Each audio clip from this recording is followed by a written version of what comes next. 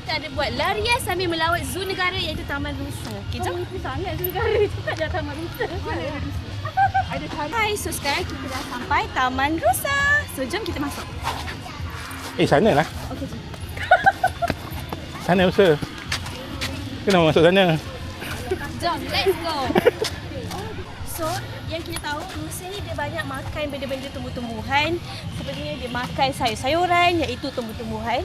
Dan dia makan juga buah-buahan. Berapa kali tumbuh-tumbuhan? Jom kita tengok Rusa. Kat situ je.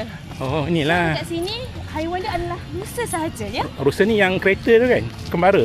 Yang macam canvas tu kan? Betul? Tu. Kita tengok. Banyak lagi lah kat belakang. Inilah teknik menjinakkan rusa. Dia makan kering je. Kesian dia. Ini teknik menjinakkan rusa ke? Ya, ini teknik. Ini adalah teknik berkawan dengan rusa. So, nama dia Emily.